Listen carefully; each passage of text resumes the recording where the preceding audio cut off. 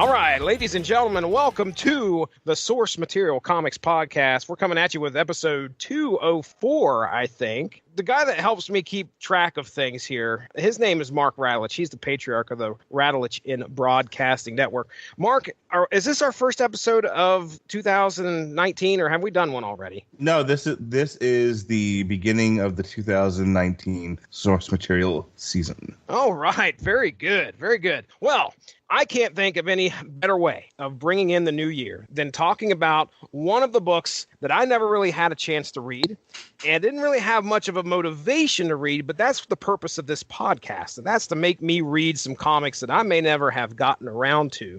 Tonight's book is going to be the first volume of the new Teen Titans, written by George Perez and Marv Wolfman, art by George Perez. Joining us tonight, Chris Armstrong, contributor of the Unspoken Decade. Chris, are you ready to talk some new Teen Titans? I'm ready to roll. All right.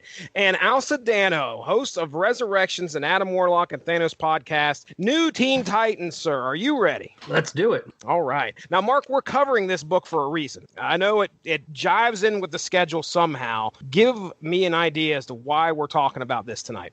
Tomorrow night, we're going to have a TV party tonight for the Greg Berlanti DC Universe television drama Titans, a.k.a. Fuck Batman. Oh, my goodness. Oh, Lord. I'd say that was probably one of the most infamous trailers that really made the rounds there after that trailer dropped for Titans, the series. So, and we may have a chance to talk about that tonight if we don't run too long. And so, yeah, we're tying that all in with that. And we're heading back to 1980 here. So this is early for source material. Usually we don't get to, I think we've done maybe 2 or 3 books, if that, from the 70s. The early 80s are kind of rarely touched on here. So I guess my first question before we jump into the synopsis of the issues and stuff that we're getting into, which consists of, by the way, DC Comics Presents number 26 and issues 1 through 8 of the new Teen Titans in this volume. DC Comics Presents is kind of a preview of what's coming, and then, of course, we get the main series proper, 1 through 8. And like I said, we'll synopsis all that as we go through. But let's talk about our experience with Teen Titans first, the new Teen Titans, or any of the Titans, I guess, in your previous reading. So, Mark, we'll start with you. Have you ever read much with the new Teen Titans in it at all prior to this? Nope, books are for burning. The only... I knew that quote was coming up at some point tonight. No, the only experience I've had with the Teen Titans is the DC animated films, which have been really good. They did the Judas Contract, and then the first Teen Titans movie they dealt with Raven and Trigon, and they worked out well. You know, I haven't had a chance to watch any of the DC animated movies. I don't think, other than some of the... no, I don't think I have. I know there's a ton of them out there. I might have watched... I know I watched Superman Doomsday, the one that came out in... I think I've watched that one. Oh, like 10 years ago or something? Yes, it was a while back. Yeah, that was all right. The new one's a lot better. That's what I heard. I heard that one's really good. Mark, you've talked about those movies being, well, I should say some of the better DC content that's out there. So let me switch over here. Chris, how about you, man? Teen Titans, was that something that you read a lot of prior to today? I didn't read any until, I never read this run until we decided to do this, or till I saw this on the schedule, so I started catching up. Mm-hmm. But I did read a few of the Teen Titans that Dan Jurgens did in the late 90s, which was a completely different team. And I read 4 issues, and then it was canceled. So, and I don't think there was a Teen Titans. I'm not certain until Jeff Johns relaunched it in 2003 or 4. And I read that book for the whole time that he was the writer. And then I kind of dropped it and haven't read anything since then. But I've always wanted to go back and read this Wolfman Perez run because it's so highly regarded. And I'm such a big Perez fan. Oh, this was exciting to finally jump into it. Cool. All right, Al, how about you? Yeah, actually I've read it quite a bit. I mean, I started later. I started in the mid-early 90s. I picked up at a bookstore the Titan source book for the role-playing game. Oh, yeah. And reading that made me want to read it. And I started picking up with issue 71, which was the first issue of the Titans Hunt story. Nice. So I kept up with that till about issue 100, and then it kind of got away from itself. Okay. And then I came back with, they had a JLA Titans miniseries because they brought it back. Devin Grayson was doing a Titans book. That lasted about 50 issues. I read that one. Then there was the Dan Jurgens one. I read most of that, and then the Jeff Johns one. I read most of that, and I also did have years ago. I picked up. I still have it actually. The Judas Contract. It's worth what everything they say. And several years ago, actually, if you know Comic Geek Speak, Peter Rios has his own little spin-off podcast, The Tower, because he's a big Titans fan. And when he started doing that and he was covering these early issues, I actually went on eBay and stuff, and I picked up like the first 12 or 13 issues. Nice. And read Very them. Nice. You know, I don't know where they are right now. I'm reading this on the DC Universe app, actually, these issues. Okay. Well, it's funny that you mentioned the DC role-playing game. I stumbled upon, get this, Mark Radlich, at an auction, six of these. I think it was about 5 or 6 of them, maybe a little bit more than that, of the compendiums, like you're talking about there. Like they're like little campaigns. Okay, yeah. Yeah, I don't. They're all like individually wrapped. One of which is a Watchmen campaign, which I don't want to open up the plastic. I'm so like, oh my goodness, I want All right, well, Al will probably lean on you for some history here. Then it sounds like you've got quite a bit of reading under your belt when it comes to this team. It's not like the series that we're reading relies a whole lot upon that. The characters definitely have. Well, some of the characters have a legacy behind them. I mean, Robin, Wally West, they definitely have a legacy. But I don't know much about Teen Titans, prior to what we read, but there was an incarnation of them, you said, prior to this, right? 2. Okay. It was, they start off with just Robin, Kid Flash, and Aqualad, and then Speedy and Wonder Girl joined. Okay. Although that Wonder Girl thing's a whole headache in itself because she wasn't supposed to exist. Oh. It was, basically they weren't paying attention. They said, oh, there's a Wonder Girl. Great. Well, the Wonder Girl is actually a story of Wonder Woman as a girl. Kind of like if they took Superboy, which was, Superman as a boy, and said, oh, let's put him in the Titans. He's a teenager. And all of a sudden, like, well, crap, we have a second. This is a new character now. How do we do this? Did the writers back in the 70s and 80s at DC just not talk to one another? They're just one of the few companies on Earth that didn't believe in meetings. Bob Haney. Okay. Bob Haney is... There's a lot of people assume that most stuff that Bob Haney wrote took place on its own Earth practically because his stuff had nothing to do with anything else. Kind of like Starlin's recent Thanos stuff. Yeah, except even more crazy. Like, the whole thing Morrison did a few years ago, bringing in saying maybe that guy's that one guy's Batman's brother. Yeah. That's from a Bob Haney story. Okay. Batman would have random relatives and friends and other stuff that would just show up because he was writing Brave and the Bold. He'd have Earth 2 characters and World War II characters just showing up, like all of a sudden Batman being World War II of Sergeant Rock. Why? Oh, wow. Why not? Well, no wonder the editors of DC keep destroying the universe with different crises. They can't keep their continuity together. So Bob Haney was crazy, but yeah, the original Titans was mostly those characters, and then it got canceled, and then it came back like for 10 issues and got canceled, and then they were able to bring this one, and basically it's like Wolfman. From what I heard, it's like Wolfman and Perez saying, "No, we really want to do this." I don't know how much clout they had back in the in 1980. I mean, we're like 5 years prior to Crisis here. Yeah. Right. Okay. So was it Perez that was drawing Crisis? I can't remember. One of these two had their hands in it, right? Oh, they were the creative team on Crisis, the two of them. Okay, there we go. So, they obviously build up enough of a following and enough respect to where they say, okay, hey, we're going to take the DC universe and we're going to do this with it. And they're like, okay. At the time, the Teen Titans had that team up with the X-Men because those were the two biggest books from each company, right? Yeah, and actually I was looking up, that came out at the same time as Teen Titans 15. So they didn't waste time with doing that. Wow. I mean, by the time these issues were coming out, basically, they were like, yeah, you're doing the X-Men crossover. Wow, nice. Very nice. All right, well, let's get into the new Teen Titans. And the first thing we're going to cover is just who are the members of our team here. So we have Robin, Dick Grayson, the ward of Batman, who's now set out on his own path and looks to lead this new group. Starfire, the golden green-eyed alien gal who may have a tinge of bloodlust for her enemies, but she definitely has a thing for Dick Grayson. Wonder Girl, Donna Troy, sidekick to Wonder Woman, has a lasso and everything. She has lasso and everything. I wrote that down. And may be nearest formidable. Cyborg, Victor Stone, half man, half machine. This guy can hack just about anything and has the hardware to defeat villainy. Kid Flash, Wally West. Just think Flash, a teenage version. Then we have Raven, the mysterious girl who was the mysterious girl who was able to bring the team together to face their first rival, and Changeling, don't call him Beast Boy, Gar Logan. If you see a green tiger, you're probably in the presence of this wisecracking team member. So let's talk about DC Comics Presents 26. Now, this was a preview in DC Comics Presents of what was to come. All right, so October, I think it was down at the bottom, if I remember correctly, seeing it said October of 1980. So this is a really neat story. Now, Mark, did you have a chance to read this part? I know you said you got to issue 4, but did you have a chance to read this issue? DC Presents 26? No. Yeah, okay. All right. So this was cool. This was neat. What they do is they take Robin, who is outside of a bank that's about to get robbed, and they transport him, not physically. I think it could be physically. Heck, I don't know. But all of a sudden, he's in the middle of trying to negotiate this terrorist or hostage situation. He's immediately transported outside of Titan Tower. And he's like, this Robin had not even known of the Teen Titans, didn't even know about Titan Tower, had no idea as to what the heck was going on. And all of a sudden, he's got all these people coming up to him, talking to him about being their teammate. So he's transported forward in time, and he helps the Titans, who are all very familiar with him. They all face a plasm creature that has escaped to our dimension due to Star Labs, and just so happens to be Cyborg's dad as well involved. So that's pretty much the gist of it. Robin's thrown forward in time. He's kind of got to deal with the fact that he's a part of this team.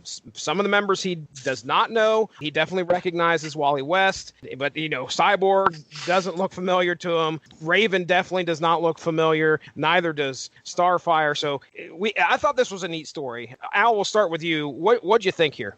It was an okay one. I mean, it's a nice little preview, although the annoying thing is, of course, it is just a dream since it can't really fit in anywhere. After reading the whole thing, I kind of would have hoped they would have done a little something with Raven actually trying to contact the Justice League. Okay. That they refer to later on in the series. Yeah, because that's they mentioned that throughout the regular series that she was trying to contact the Justice League, and Zatanna, member of the Justice League, sensed a great evil in her, and they didn't believe what she was trying to say. She was trying to warn them of Trigon and all this. Nowadays, they're so everything's so in sync. That would have happened probably in a Justice League comic or somewhere.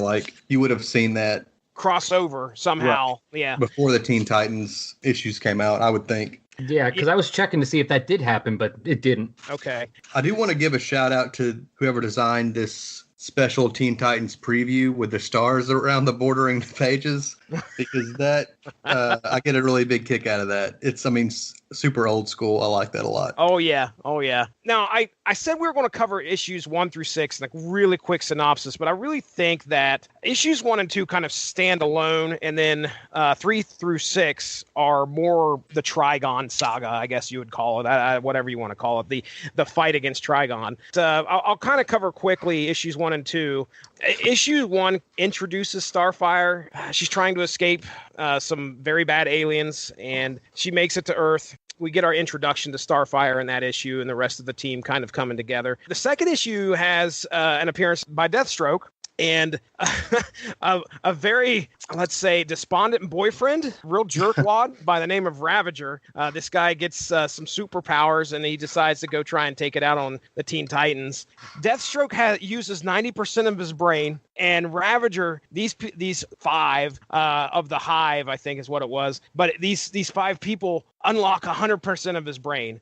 So he decides to go take it out on the Teen Titans and ultimately fails. So there's issues 1 and 2, and I'll let you guys speak on anything you'd like to in those issues here in just a second. Now let's talk about 3 through 6. So the new Teen Titans come together as a team in these next 3 issues to face a demon by the name of Trigon, who also happens to be Raven's father. Trigon is hell-bent on invading our dimension and taking it over, much like the one he calls home. His first target is Earth. The new Teen Titans must work as one in order to send back Trigon from whence he came, learning more and more about each other in the process. So, okay, Mark, now you said you read the first 4.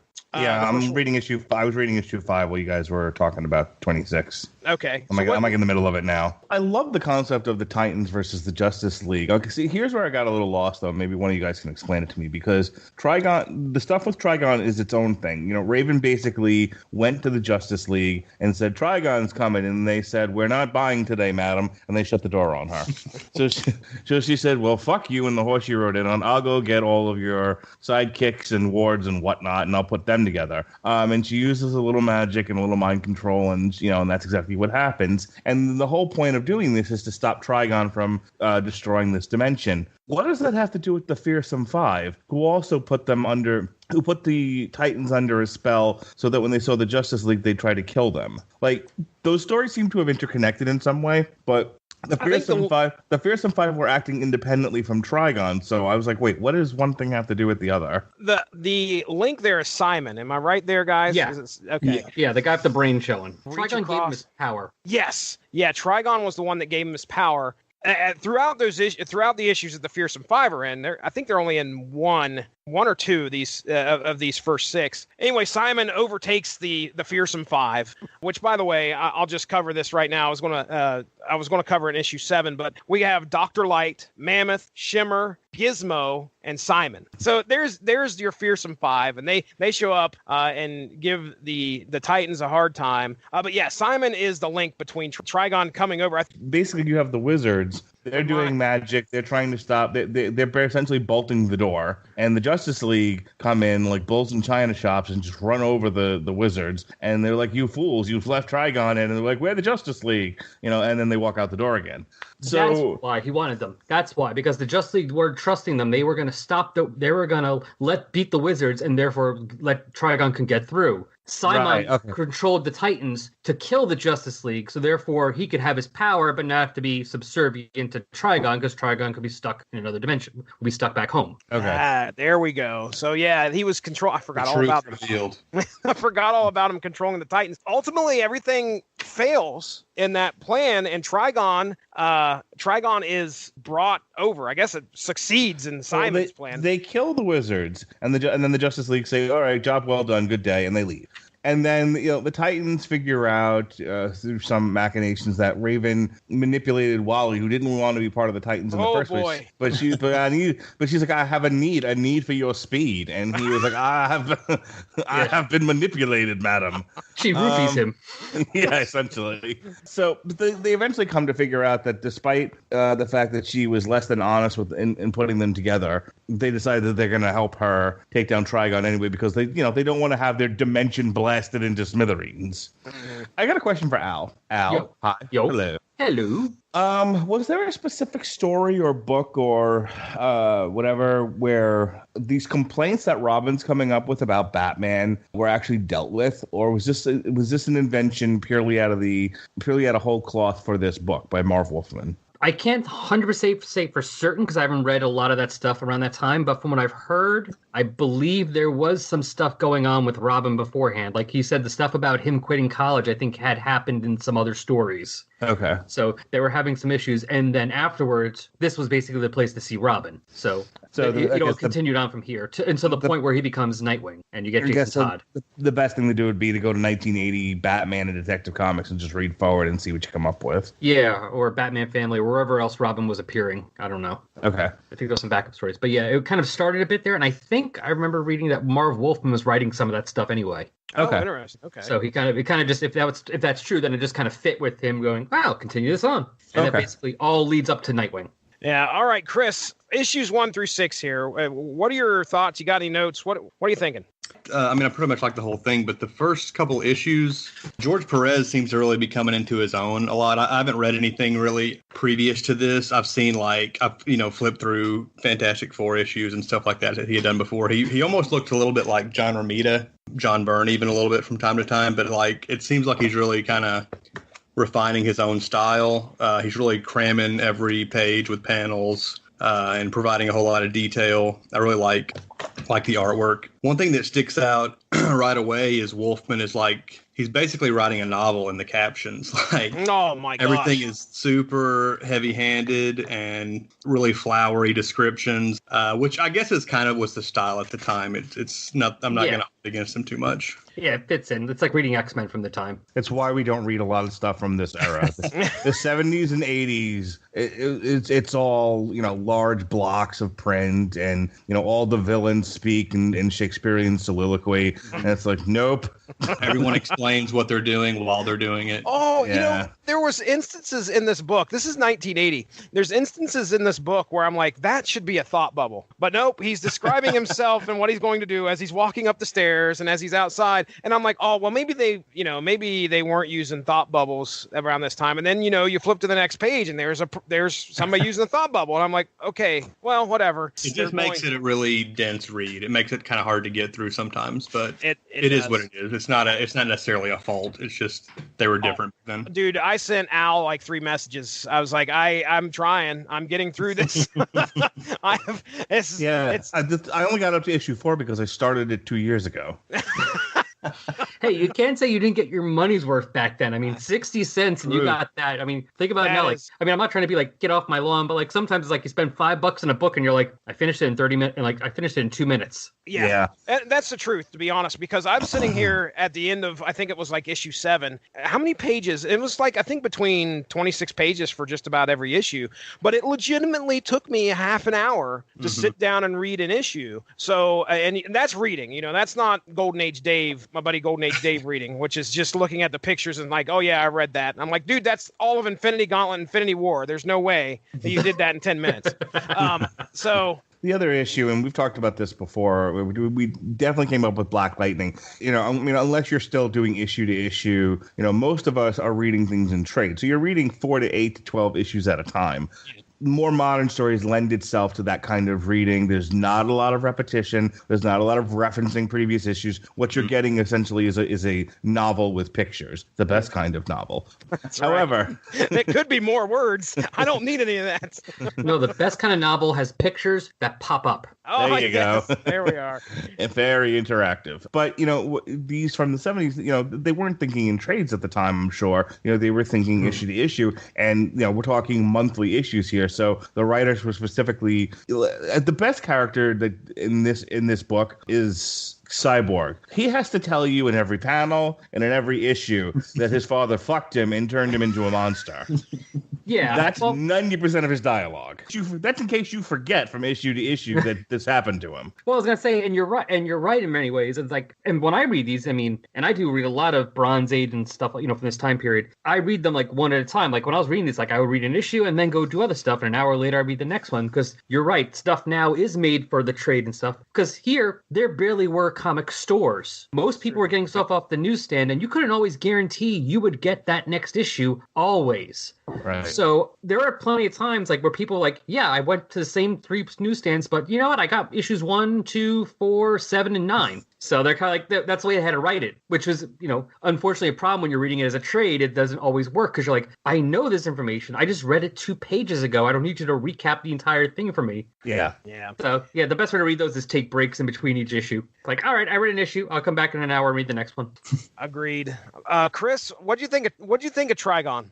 I thought Trigon was cool. I think I had read, he's been back since then, right? Oh, yeah. And more modern. I'm pretty sure there was a Trigon story in the Jeff Johns run. I don't really remember much about it, though. He was really just kind of like evil for evil's sake, but he was coming in on the heels of like the Satanism craze in the late 70s, early 80s. Oh, man. Yeah. They put the satanic ritual stuff in there with Raven's mom. And it makes it pretty convenient because like you don't have to give him any redeemable qualities. I was kind of disappointed that issue 5 was the issue that Kurt Swan, who I guess he was like a famous Superman artist from like the Golden and Silver Age, I think. The Silver and Bronze Age. Yeah, he was like the Superman artist from like the mid 60s till right before John Byrne took over after Crisis. Yeah, and he did a fine job on that issue, but I was a little disappointed that Trigon's big reveal was in an issue that Perez didn't do.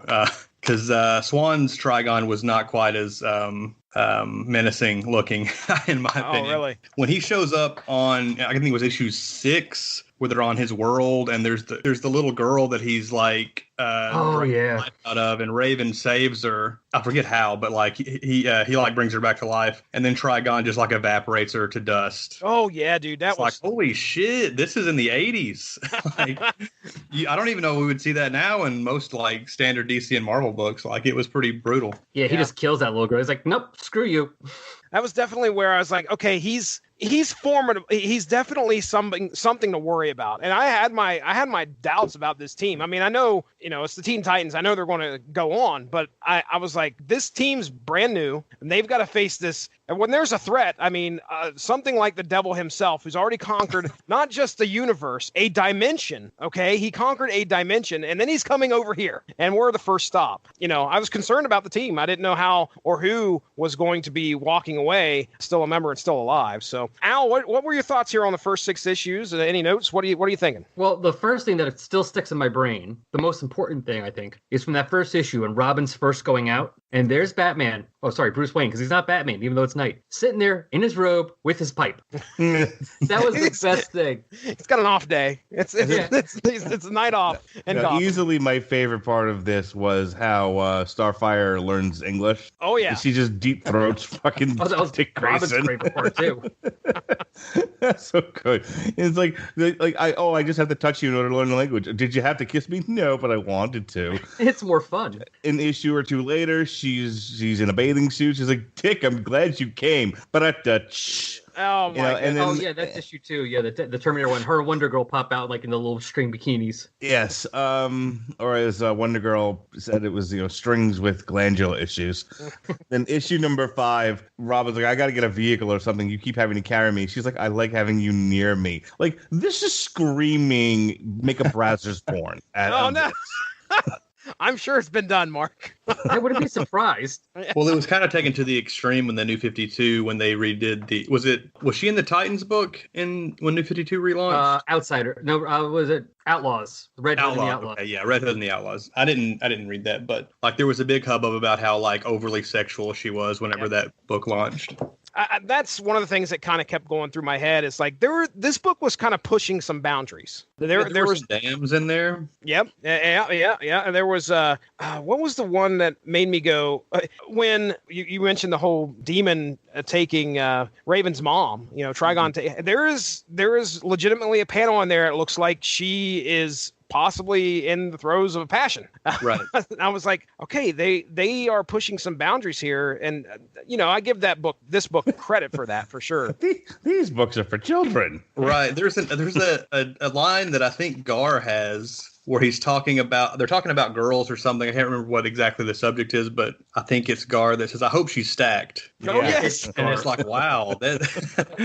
All right, Al, go ahead. I know we interrupted you. Keep going, man. But yeah, no, that was good. I like the introduction of Terminator, since that's the first Deathstroke. Yeah, that's a big deal for the Teen Titans. Yeah, he sticks around for a while, obviously. I mean, he's everywhere now. So, okay, this was his first appearance in this book? Oh, okay. It felt like there was, of course, they bring him in and it feels like there's some history, like, oh, this guy's been around for a while. So that was Deathstroke's first appearance? Yep. Okay, Are you trying to tell me that Deathstroke's not an Arrow villain?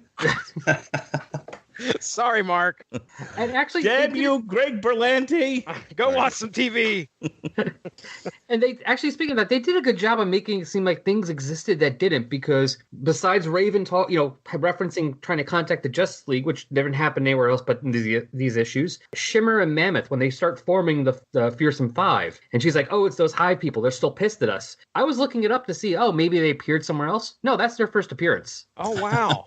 Okay. So they did a decent enough job of taking brand new things and trying to make it seem like, no, these existed already. You just didn't see them. But yeah, no, I agree. I mean, the Kurt Swan issue was okay, but it would have been nice if, consider the fact that all the other issues were by Perez, it would have been nice if the Day in the Life could have been better off as a right, yeah, by Swan, because at least that's an off issue, as opposed to the one like the next part 5 of 6. Let's have somebody else do it. Mm-hmm. You can see Perez coming to his own, like I think Chris said before, with the costumes. Because Perez is like Art Adams. He has these awesome designs that no one else can do. I mean, look at Shimmer's costume. No one else is going to be able to draw that stupid thing. Just him. It's amazing that he designed Raven, because it's such a good but simple costume. It is. It's amazing he did that. Yeah. With Tori or Starfire, visually, again, pushing boundaries with some things. That one, I don't know if there was another superheroine that looked like her out there, but her costume is probably one of the most revealing costumes that I can remember from the 1980s. Yeah. So again, this book is pushing boundaries visually and story-wise. I think it was the Day in the Life issue where they showed Donna working. She's doing the jeans models. Yeah, the topless models. Anything else left unsaid, guys? I don't want to move on because I know the Trigon stuff's pretty important. Deathstroke was pretty important. Trigon's kind of a weird villain for me because on the one hand, he can stack dimensions. On the other hand, he gets into a fist fight with the Titans. Okay, one of which is an acrobat. Okay, we're not even talking super strength here. One of which literally was a guy who grew up in the circus. You know, and I sometimes I know it's comic books and it's like, oh, Mark, don't deconstruct this kind of fantasy, but it just seems weird to me. Like, I am an interdimensional psychotic being with infinite power, and I've been kicked in the face by an acrobat. It's weird to me. No, it did seem like he was a little too quickly defeated. Mm-hmm. Or not quickly, but a little too easy. I mean, yeah, they didn't beat him up. They kind of did the thing from Aliens where they kind of kicked the hole open and let him go, float away. But it did still seem like a little easy. Superman could have cleaned his clock pretty easily. And that reminds me, where was Superman at here? Anybody know? Because he wasn't part of the Justice League when they fought him. He was having a coffee. I just assumed that was to make the fight a little more believable, but I don't know. Maybe he wasn't part of the Justice League at that time. Okay. He was busy.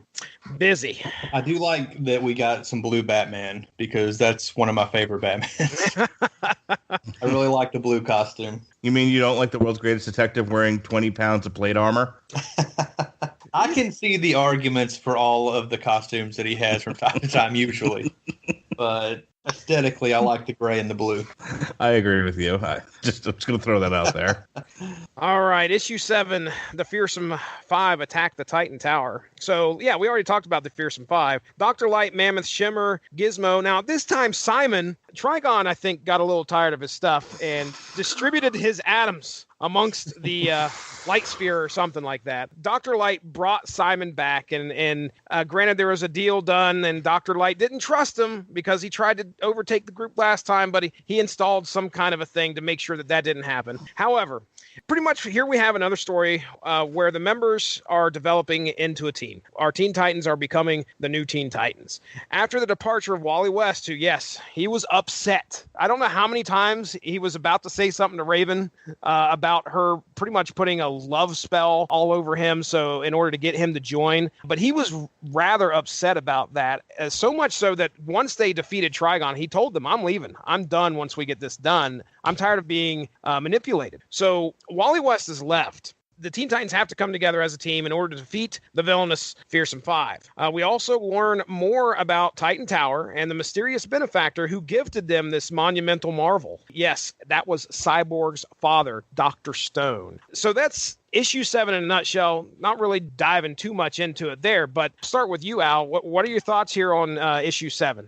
It was a good, like I said, that was a good learn who the team is, and I also love the fact that it's a good learn what the headquarters is, because they have that whole nice little center page spread with the cutaway of the tower. Yeah, that was cool. I do like the Fearsome Five and the fact that half of them are like, look, we don't want to go fight superheroes. We just want to rob stuff. Yeah, we want cash. We want cash. You know, like Shimmer's like, I don't want to beat heroes up. I want to go rob banks. Like, I just want money and not have to work for it. That's it. It's my kind of villain. She's smart. I like that. I think Cyborg it did feel like a little quick that he changed his mind about everything with his father, but it was a nice little ending with it. Yeah. Quicker than Justice League or not so quick? I mean, the movie. Martha? Are you talking about Martha? Oh, Lord. I mean, by the end of a 2-hour movie, he was like, "Oh, it's forgiven." Yeah, something like that. Well, okay. Now, Mark, I don't know if you've got to the end of issue 7 yet, but here's what happens. And I'll tell you right now, this is probably, I mean, I don't know if I'm just a sap for this kind of stuff or what, but I think those last few pages where Cyborg reconciles with his dad are probably some of the most emotional that I felt going through this whole series. And I know that it was meant to do that. So here's what happens. Dr. Stone, he's been trying to reconcile with his son. His wife was killed in this horrible trans-dimensional accident which brought over the blob, basically. The blob came over killed his wife in front of him, got a hold of Cyborg, Victor, and crushed half his body after Dr. Stone was able to get this protoplasm or whatever out of here. He had to try and focus his efforts on saving his son's life. Saves his son's life, turns him into a cyborg with the help of Star Labs and all their goodies. After all is said and done, Victor hates his father for what happened. And just like you said, Mark, we're reminded of that every issue. He's so upset about what his father has done, and to the point where he doesn't want to see him. He doesn't want to talk to him. Well, at the end of this issue, when Dr. Stone comes up and says, "Yeah, hey, here is Titan Tower. This is for you guys. I've never seen you more happy than with your friends here." Victor and his dad kind of have a heart-to-heart. And of course, this is after the revelation that Dr. Stone tells his son, "Hey, I was irradiated by that accident that happened, and I've been slowly dying ever since, and I'm about to die." So the next few pages are really Cyborg and his dad like catching up on all this lost time. That seems really cheesy, but I'll tell you that the way that it was written really, really made me go, okay, this is my favorite part of this series so far. Just to watch him and his dad, at one point they're out playing baseball. Okay, we got 60-year-old guy here pitching the baseball to a cybernetic son. Okay, that's a little far-fetched, and he's hitting a home run for sure. But the ball goes flying. You could see it flying like over trees, which was cool. I like that little touch. That was nice. Yeah, I think there was smoke coming off of it at the time as well. So, it may have possibly exploded before it hit the ground.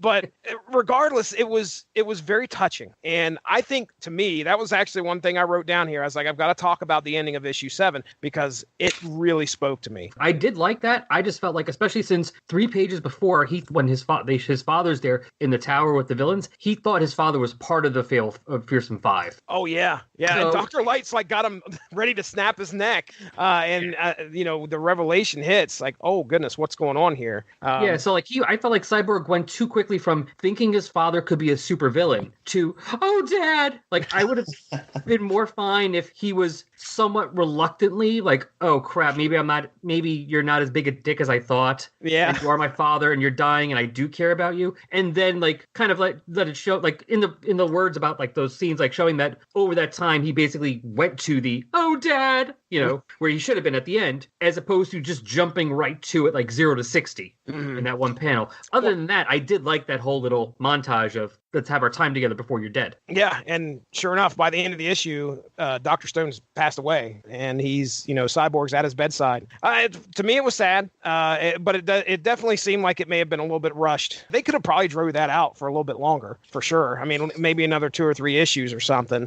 They didn't draw things out back then, apparently. I was going to say, they could have had, Cyborg trying to figure out a way to save his dad, for a couple issues or something. But, Chris, issue 7, you got any thoughts? Again, I liked the blueprint splash page or whatever. It looks like something that would be at the end of an issue as like a bonus thing, but that's a really cool touch. I kind of like the Fearsome Five, but especially not just because of the name, but I love Gizmo. He is awesome. He looks cool in his stupid hooded green outfit that's all like a solid ugly green. He's got the glasses and the beard and enough pouches to make Rob Liefeld jealous. It looks awesome, and I want to see more of him. I've never even heard of him before, and I need to see more Gizmo. Is this series first for Gizmo, Al? Do you know, or has he been around before? Pretty certain it's a first for him. It was a first for all the rest of them except Dr. Light. So okay, I just double checked. Yeah, Gizmo's first appearance was New Teen Titans number 3. Wow. All right. Very cool. So now, does it say that he died at any point? Anybody kill him off? I'm just curious. Look into the future. The last appearance I'm seeing of this version of Gizmo is Batman and the Outsiders from the 2007 run, number 40. He appeared. He was a lot in the Teen Titans TV show, not Teen Titans Go, but the one that came out before that. Oh, okay, so all right, let's get into issue 8, our final issue here. So this was mentioned before, A Day in the Life of. It pretty much shows each member and kind of what they're doing on their day off. Starfire becomes a model for Donna Troy. Robin takes off to the circus, which they really don't dive into that. He's just like, hey, I'm out. And then you see him say something about I'm heading to the circus, and that's it. Wally West is trying to figure out if he wants to be a hero. He kind of sits down, has a turkey dinner with his mom and dad, and discusses the hero business, which is I don't know much about Wally West. I know he's Kid Flash here. I didn't know that he was that open being a superhero with his mom and dad. So that was kind of interesting. Raven apparently falls through space for like 20 pages. We learn, but the real purpose of that is that we learn more about her powers or her soul self and how it can become detached from the body. And she learns that she can actually work through that, even though I think the moral of that was she was taught to be scared that she could not control her soul self if it stayed away from her body like for more than 5 minutes. Turns out she was able to control it. So she walks away after 5 minutes of it being separated. She's okay. And she shouldn't have been scared of it after all. Cyborg. Victor Stone learns that not everyone is so judgmental as his ex-girlfriend. And also he plays some more baseball with some kids. And he meets a teacher by the name of Kim, which for some, I think her name was Kim. But Sarah. See how close I was Sarah there? Sims? Sarah. Little Kim? I don't know. Yeah, Little Kim, first appearance. Now, does she become more of a recurring character through this? Because that's the kind of gist that I got. Like there was going to be a love interest here, or am I totally off? She becomes his not girlfriend for a long time. Okay. All right. And I don't know whether they just didn't know what to do with her, or because it was early 80s and they were scared. They were like, he's not white. Can they date? Yeah. Well, that's what I got. I don't know if that's what it was or not, but yeah, from what I remember reading and hearing about, she basically becomes his not girlfriend for a long time. Well, again, that might be something that they had seeds for. And again, this book was pushing some boundaries, it felt like, for DC, 1980. So Changeling, not Beast Boy, Changeling has some corporation stuff to deal with. Now, Changeling had an interesting life. I did not know this about Changeling or Beast Boy, Gar. He was like rich beyond like all measure. I had no idea about this. And it was like, took me, he said he about starved going from his bedroom to his kitchen one time because that's how much space he has in his house. There was a little bit of an interlude here, I think, in this last issue. They're kind of setting up a future storyline with, it the Puppeteer? Yeah, that's the next issue, the Puppeteer. Okay. The Changeling, he's got some corporation stuff to worry about. That's probably going to involve the Puppeteer because there was some board members that had been killed. And the Changeling, or Gar, is not this mature person. I certainly wouldn't put him in charge of any corporation. But apparently, he has some stuff he has to take care of. He's like 15. He's the youngest. Yeah. I mean, come on. So that's kind of issue 8. Just like you said, it's kind of a one-off. Al, we'll start with you here again. I mean, any notes, any thoughts on this final issue? I do like the Cyborg stuff is really good. I like him with like being having the self-pity and then seeing all these kids with real prosthetics, basically, real world prosthetics. And he's like, okay, he gets himself out of his own crap. Gets out of his own ass, so to speak. He's like, all right, these kids have more serious problems than I do. Yeah, he goes and sees his ex-girlfriend who is like, why didn't you just die? Oh, she's horrible. I'm like, geez, he cried me. I'd feel like shit after that, too. She's a 10 on the Adrian scale. Oh, dude. I don't know. She wasn't like as bad as Adrian, but she just looks at him and is like, I don't know if she wanted him dead. That's... Well, I don't think Adrian wanted Rocky dead, so I guess that's worse then. Adrian thought he was going to die. Exactly, constantly warning Rocky that he was going to die. You can't win! Adrian, I gotta go to the bathroom. You can't win, Rock! Your depth perception's off. I don't know why she's Irish and when I do her, but yeah, that's fine. You can't win, Rocky! Oh. All right.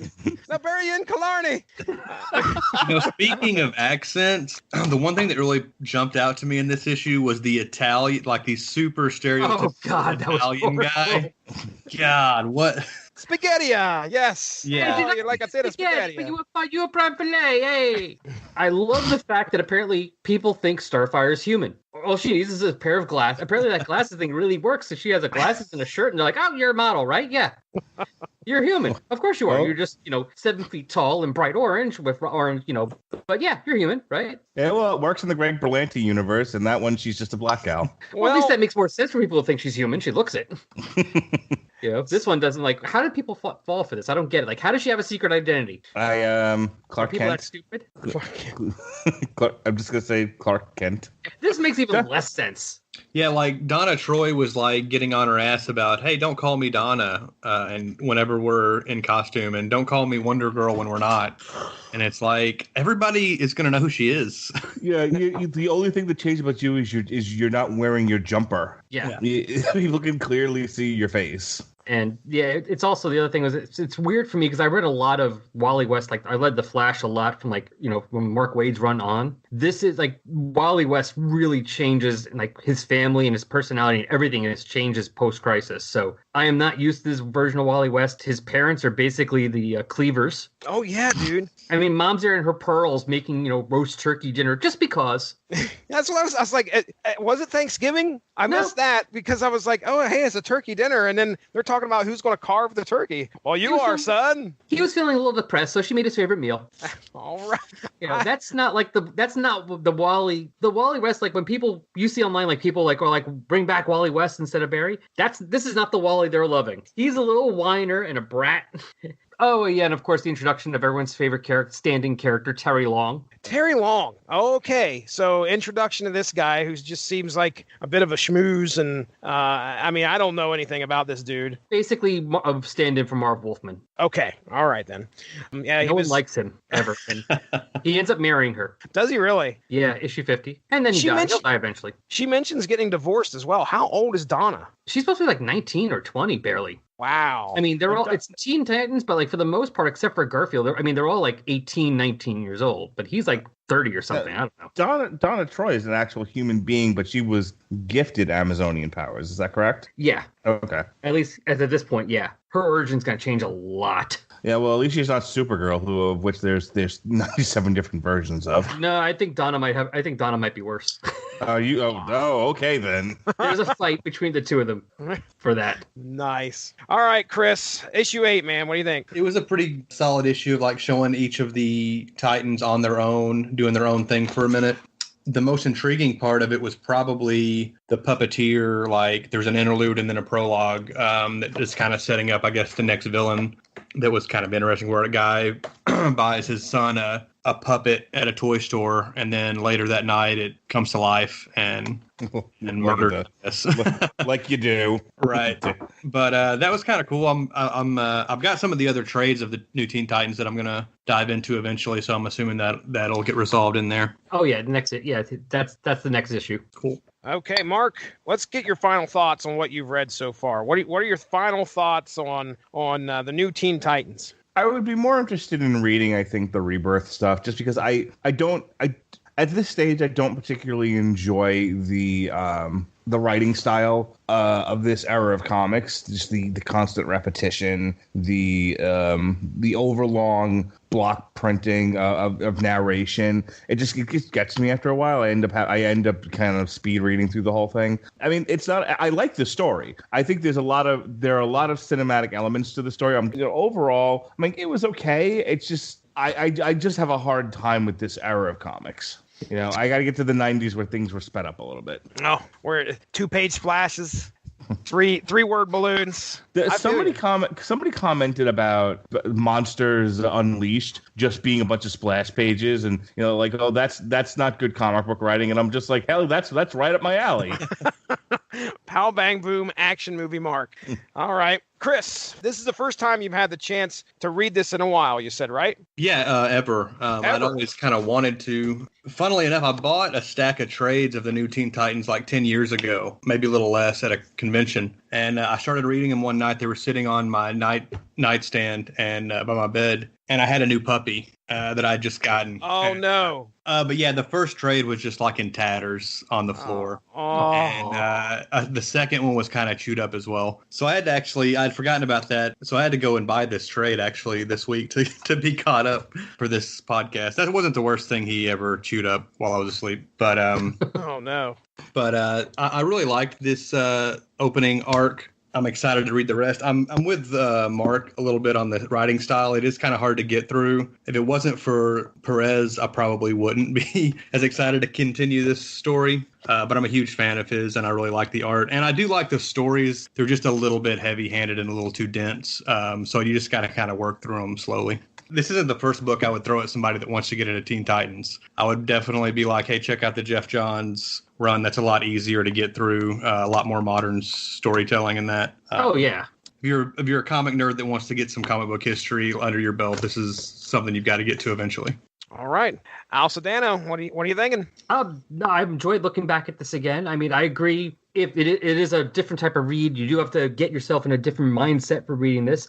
I'm still going to continue on since pretty much this whole run is on this DC Universe app thing I have. So I'm gonna continue on slowly reading it. But like I said before, you can't go barreling through it. You got to read them slowly, one issue at a time only. I would say, Mark, though, if you were anything Titans you're going to read again, I would say just jump right to the Judas Contract. Okay. Because that one is worth reading. Really cool stuff happens in there. At least you already know the basic of the character. So because it's more or less this team anyway. Okay, I will take your suggestion. But yeah, no, this was a fun look. I mean, of course, there's some things you're looking back at a different version of the universe. I mean, like I said, Batman sitting there is like, I'm going to take a night off and sit here and smoke my pipe and read. I mean, that would never show up in the last 25 years at all. Now I really need to see that in a movie. I would love to see. Well, God, who was the director of the Last Jedi? Rian Johnson. I want to see a Rian Johnson Batman movie where he's just not Batman the entire movie. And it fucks with the entire audience. He's just walking around smoking a pipe. Wasn't that Dark Knight Rises? Waka waka. Snap. I'm here all week, folks. To try the quiche. It's delicious. Tip your way. This was fun. I mean, like you said, this is history, though. I mean, this is whenever anyone does the Titans, I mean, think about it. The animated movies, both versions of the animated show, the live action show. What does everyone think to use? Changeling or Beast Boy, whatever they're going to call him. Raven, Robin, Starfire, and sometimes Cyborg, and Cyborg usually. Yeah. This is where that comes from. Incidentally, in Teen Titans Go, there's actually an episode where they decide that they don't want Robin to be the leader anymore, and so they enlist Wally West. Really? Yes. Well, I completely missed talking about what I had read there or what I'd seen about the Teen Titans prior to this. And I would tell you that probably the bulk of what I know comes from Teen Titans Go, thanks to my daughter. and so, you got kids in the house. Colton is a huge fan of this. We watched the movie, the recent movie, probably about 3 weeks ago. That was right around Thanksgiving. We watched the Teen Titans Go to the movies. They do a great job of making that show funny for adults and for kids. And I had a fun time watching it. If I was to say, well, hey, I know these characters, that would be where I know them from. And, we got totally different thing here in 1980s New Teen Titans when it comes to the maturity level, clearly. Starfire and Raven are definitely very different. Absolutely. So, going into this, I knew the characters just enough, but I was like, okay, well, this isn't what I'm used to. All right, so let's get into plugs, I guess. I mean, first off, let me thank Chris Armstrong. Let me thank Al Sedano for coming on here. You guys reached out to me and said, I want to do Titans. And I couldn't have been more happy to have you guys come on and discuss this book with me. And Mark Radlich, of course, for providing the network and coming on here, even though he only read a few issues. You did your due diligence, sir. You tried to get as many as you can in, and I appreciate that. So with that being said, that brings our discussion of the New Teen Titans Volume 1 to a close, and we're going to talk about plugs now. So let's go ahead, and we'll start with Chris, because I know you got a litany of things to go through here. Go ahead, sir. What would you like to plug? You can follow me on Twitter at BrodyMan34. That's pretty much it. I am actually, I mentioned, I think the first time I was on here, probably 4 months ago, that I was doing a piece for the Unspoken Decade on Blood Brothers, the Brigade Blood Strike crossover from the early 90s. Oh, yeah. Rub the blood. I'm actually pretty close to being done with that. So hopefully that'll be up in a week or two on the UnspokenDecade.com. Tremendous. I look forward to that. By the way, just real quick plug, All the Pouches. That's right. There's an All the Pouches podcast, and he is starting from, I think he started from the very first Image comic book, and he's going chronologically, right? Like month by month, every Image issue that comes out. Yeah. Yeah, he basically drops at the beginning of the month, and he just does as many episodes for that month as he needs to cover a month of Image, whether it was one book that came out or 4. Yeah. Especially in those early days, it kind of varied of how many issues were coming out in a month. Yep. So good good 90s image stuff there if anybody's interested. Oh, yeah. All right. So, Al, my buddy Al here, I know you got a podcast and I know you got some stuff to plug. So please, sir. Resurrections and Adam Warlock and Thanos podcast. Well, it's all in the name. It's about Adam Warlock and Thanos. I mean, it's not really a surprise. ResurrectionsAdamWarlock.tumblr.com. It's on Spotify. It's on Stitcher. It's on iTunes, obviously. And you can follow me on Twitter at AdamThanosPod. What's the most recent episode you dropped? The most recent one was 88. Yeah, I think it was 88. It was the I do an outtake episode at the end of each year. Nice. Very nice. I did have a chance to listen to that. I got to hear some opinions on some pop culture that was happening around at the time. And yeah, a couple of years ago. And of course, talk about that one had a lot of talk about Marvel UK books. And now I'm kind of interested in looking for these Marvel UK books. That's it? Okay. That's it. All right, Mark Radulich, open up the tome and tell us about the schedule. Well, last week, there was a TV Party Tonight extra commentary for the movie Judgment Night. That went up January 8th. Jesse, were you able to watch Judgment Night before we did the commentary on it? Probably not. All right, then. On the Metal Hammer of Doom, January 9th, we reviewed the soundtrack to the movie Judgment Night, the greatest soundtrack in the history of movies and music. And then on January 10th, we did an on-trial for Judgment Night. Really, there's nothing you can say wrong about Judgment Night, but, we put it up for prosecution anyway. Tomorrow, as I said, January 15th, is Titans, the Greg Berlanti DC Universe drama. And then the Metal Hammer of Doom begins its 2019 season in earnest with Soilwork Vergleitenhaven. My Laven. Freud Laven. Mike Laven. January. We're not German.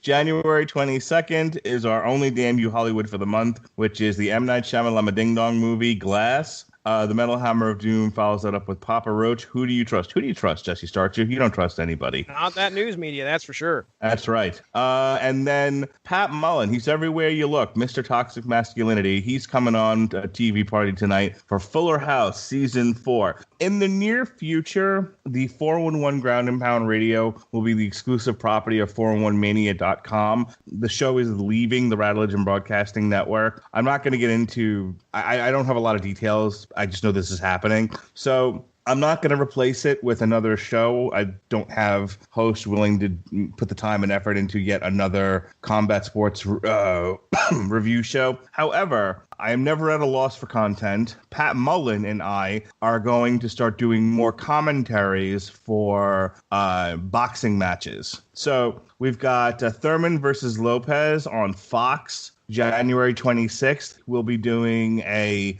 live commentary over that fight. We'll be doing a live commentary over Sergey Kovalev versus Elander Alvarez, which is on ESPN. And we'll be doing one for Leo Santa Cruz versus Miguel Flores, which is on Fox as well. So we might do some MMA as well. We might even do some wrestling. One never knows what evil lurks in the hearts of men. The shadow do. But in the meantime, we've got some boxing commentaries for you. I've heard those are pretty popular. People enjoyed them. So we're going to do more of that and less of the 411 Ground and Pound radio show here on the Radulich and Broadcasting Network in 2019. Finally, January ends with our coverage of The Runaways. We've got the complete Runaways Volume 2 on source material January 28th. We'll be reviewing The Runaways Season 2 brought to you by Hulu and Marvel on January 29th. Jesse and I are going to look at a pale horse named Death. We're going to look at it right in the mouth on the Metal Hammer of Doom January 30th. It is the horse that we've continually beat over the past few years on the Metal Hammer of Doom. It's quite pale. And then finally, January 31st, Andrew Graham from our Canadian office and his lovely wife will be coming on a TV Party Tonight to look at The Crown Season 2. So you wanted content. We've got it in earnest for your ass. All right. Nice. All right. So, ladies and gentlemen, go give the Radulich in Broadcasting Network Facebook page a like to stay up on top of all the great podcasts that we have to offer. Mark Radulich just ran down a bevy of content, so you can check that out there. All sorts of stuff in the archives. We're on Spreaker.com. That's where we call our home, but you can find just about any podcast platform will carry the Radulich in Broadcasting Network. All you got to do is type in RADULICH, and you should be able to like, subscribe, do all that fun stuff, get that content automatically coming right in to that listening device. Just real quick, yes, the Superblog team up. I wrote down a whole thing here. Here we go. We are teaming up to share our content with some great comic book related bloggers and podcasts on a specific topic, and our upcoming subject is on redemption. So here's a sample of what our friends are going to be doing. Some of you guys may recognize some of these blogs / podcasts.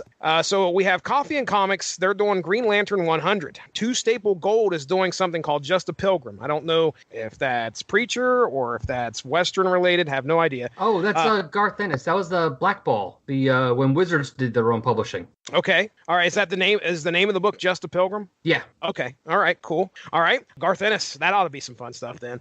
Comic Reviews by Walt is doing Shredder Through the Years. I don't know if that's the title, but that's what you can look forward to there. The Superhero Satellite is doing something called The Walking Dead, Redeeming the Unredeemable, Finding Lucille. That should be fun to read / listen to. The Comics blog is doing ElfQuest Cutter's Redemption. Longbox Review is doing Nightwing's Redemption. Between the Pages blog is doing The Secret Origin of Spider-Man. The Unspoken Decade is actually doing What If Volume 2, number 46 and 47. Black, White, and Bronze is doing The Redemption of Red Sonja, Savage Sword of Conan, number 1. Chris is on Infinite Earths, is doing The Pied Piper Reforms, which is Flash Volume 2, number 31. And, of course, our little podcast here, the Source Material Comics Podcast, is doing Penance, The Redemption of Speedball, which should be pretty interesting. I'm trying to put together something that makes sense. Mark doesn't know much about Speedball other than he decided to, he had caused civil war, and he has, Mark, you said you had no idea about Penance after, Speedball / Penance after that, right? I just know that penance is something you do in church. Okay, all right. Did he kill Belushi? Did we make it through this whole episode without a Monty Python reference? We can do one if. Nope. Hey, that reminds me. Hey, Nope. hang on, sir, if I may. Sure. We will be doing a TV Party Tonight extra commentary. We're gonna bust Jesse's cherry. Really? Me, him, and Ronnie are all gonna watch Monty Python's The Holy Grail. Oh, Jesse will have never seen it before. Yes, Jesse will have never. This is a very exciting thing. We don't know when we're doing this yet, but Jesse's will have never seen it before. It'll be his first watch, and we're gonna do a commentary at the same time. I mean, I don't understand what more it's going to be other than you guys just reciting the movie as it happens to me. That is what I envision is going to happen. I don't know how well this is going to work, but we're doing it anyway. Why does that knight not have an arm? Where did that bunny come from? Okay. Flesh wound. I know most of the references and the gifts and all that, so we'll, that should be a fun time. But yes, the Source Material Comics Podcast will be participating in the Superblog team up by looking at Penance, the Redemption of Speedball. So that'll be a lot of fun. We're recording that with Chris Bailey, the guy that actually got in touch with me about becoming part of the Superblog team up. And little did I know, this is so funny, and I haven't told him this story yet, but his picture on Twitter is Speedball. And so I had no idea that that's who that was, because it was just a really like close-up picture of his face, and it's clearly a later rendition of Speedball, because I know the earlier, like when first appearance of Speedball and some through his first issues. But so anyway, he's like, dude, I've got to be in on this. I said, okay. So the guy that contacted me about the Superblog team up is actually going to be participating in that episode along with us. So I look forward to that. Anyway, let's get out of here, guys. We're going an hour 40, and I'm taking you guys over here a little bit longer than what I thought. Again, thank you to my guests, Al Sedano, Chris Armstrong, Mark Radlich, for once again providing us with the platform to put some content out. I'm Jesse Starcher. This has been the Source Material Comics Podcast. That's Colton Starcher over there with his blankie. I will talk to you guys. Bread. You want some bread, Colt? Yes, he says he wants some bread. We're out of here. Have a good one. Bye-bye. Thank you all for joining us. Make sure to give that Radulich in Broadcasting Facebook page a like to stay up on top of all the great podcasts we have to offer. We are at home on Spreaker, but you can also find us on iTunes, Stitcher, TuneIn Radio, and recently we have hit the air on Spotify. Find your favorite podcast platform and type in RADULICH to subscribe for some great content. If you enjoyed this show, please feel free to share and spread the word. And as always, we appreciate any feedback and look forward to entertaining you again soon. We'll make them pay for the things that they did. They set out teenagers scared the living shit out of me. And I know I'm saying his name incorrectly. I think it's Perez. Forgotten, Ivan. Soil work has nothing to do with this podcast, Mark Radulich. They got a supportal. I don't know how much that matters, but I'm certain that the CIA has no problem seeing your hairy chest and butt crack. I am never putting a shirt on again in this house because if there's going to be cameras and microphones capturing my image and giving it to the government, I want to make sure they see all my fat. Every inch. I had a Gremlins joke there, Chris. I tried to get it in there, but anyway, Gizmo. Appreciate it. So, I didn't skip you out, did I, on issue 7? I got you, right? No, I just talked about that, yeah. Okay, all right. And Mark, you never read it, so. Don't talk to me. Sounds like a plan. Look, just leave me alone, okay? Has Al heard my plugging of his show? Oh, Mark, I was hoping, for the love of Pete, you would not bring up when I was plugging everybody else's show, he decided to make them /fiction blogs or podcasts. So I apologize in advance. Is that why my show had to show me on the doll where you plugged it? I have no idea what you're talking about, but Jesse said that your show is a /fiction between Thanos and Adam Warlock where they send each other Elizabethan love letters. I'm sorry, not this mental image of Thanos like with this like big fountain pen with the feather writing You're sonnets. You're welcome. He's got a puffy shirt on and oh, Adam Warlock, how do I love thee? So, yeah, has the wife approved you of ordering these books yet? I don't need to ask permission.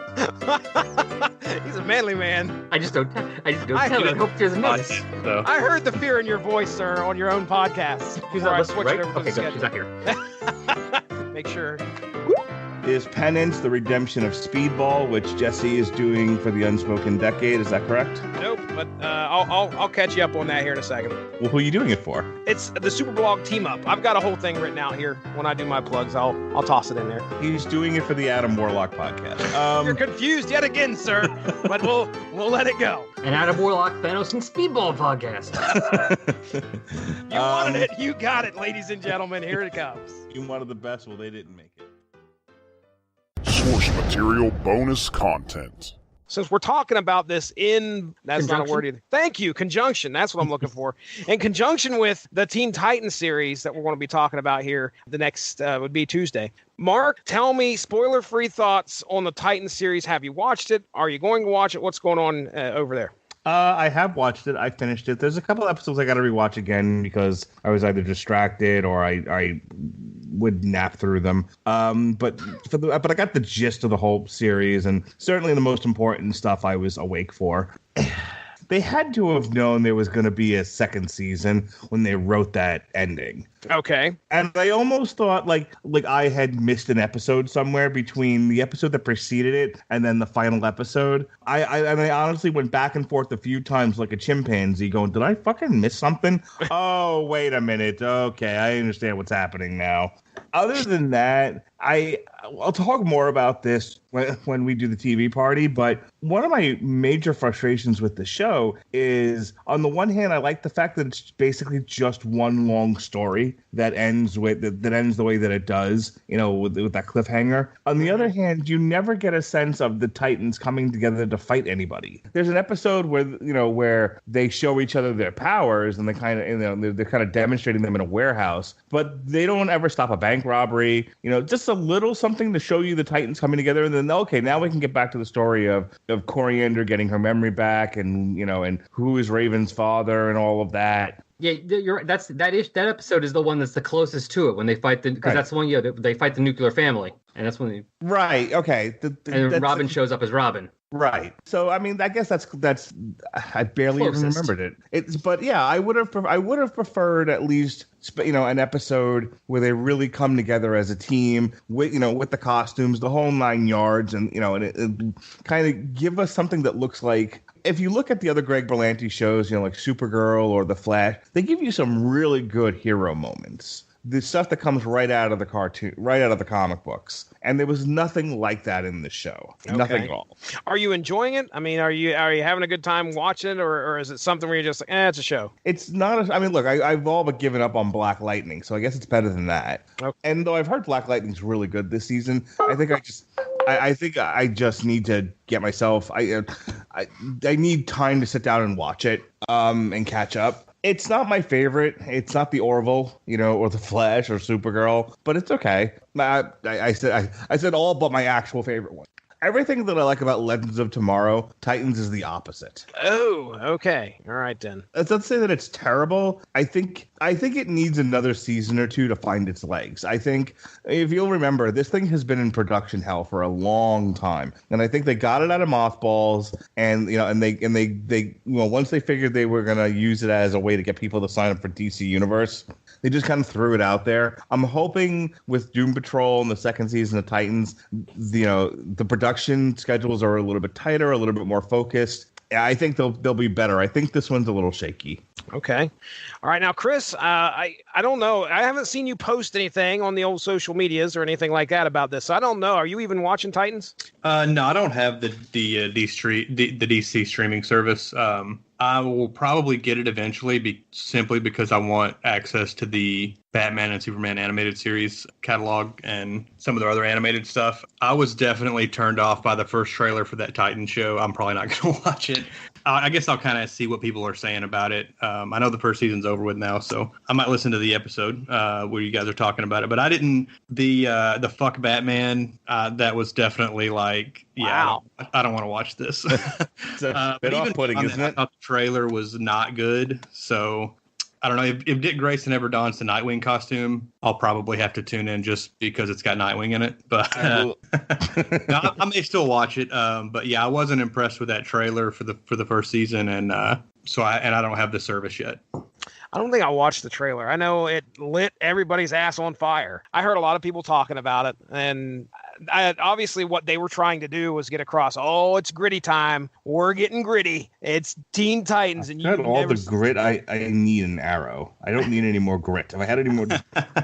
You don't have fuck Batman and Arrow, though. You don't have... You do. No, you don't. No, you don't. All right, Al. Now, have you finished it, Al, or yes. Okay. All right. So, spoiler-free thoughts. What are your thoughts so far? I liked it enough. It was better than I was hoping it would be. Definitely reading some of this older stuff and some other Titan stuff I'd read, I can see where they're changing it for the format and for the time, but taking some of the themes or some of the things with characters from like the older issues, and that's what they're exploring there. Like they're exploring, like this series takes the whole thing of Robin eventually going away from Batman and becoming Nightwing, and that's kind of like one of the things they're doing there. Some of my issues, of course, and I don't have a problem with it normally, but like sometimes it felt like the language was being used organically, and sometimes it was almost like, what's that phrase in old school when he has him cover the kid's ears? He's like, look, this is just an example. It's not a celebration. Yeah, earmuffs. He's like, it's not a celebration of it. It's just an example. And I felt like they were kind of like going too crazy. Like, ooh, we can curse. Let's curse more. And like the second or third episode, I'm like, is there a counter like in South Park? They're trying to see how many times they can say fuck in one episode. There's a comedian from... I think it's Richard Klein, who talks about the very first time HBO had stand-up comedy on their network, and there were no restrictions. And he just like, this is great. We really have freedom of expression up here. We can curse. Fuck. And then he was talking about that years later, and he was like, yeah, I really wasted an opportunity with that. Yeah, so and like that, and like I had some issues with like the way they're using Hawk with Dove. Okay, all right. Now, nothing too horrible. It was still entertaining enough. I'm gonna watch next season. I will say that Hawk was my favorite character so far, and he's only been on like I think 2 episodes. Hawk was spot on. Hawk was that character. That's Hawk. Dove, however, is a little... Yeah, I don't know much outside of Armageddon 2001 to tell you much about Hawk and Dove. Well, that's nothing to do with Hawk and Dove. Which at some point we will be covering on the source material podcast. That's been on the old back burner probably since like my first year. Like Armageddon 2001, we've got to do that sometime. I was reading Hawk and Dove. Oh, I was so pissed at that series. Like, what the hell is this crap? that really pissed a lot of people off. And it was like, well, one of these days I'll discuss it definitely. That's all, folks.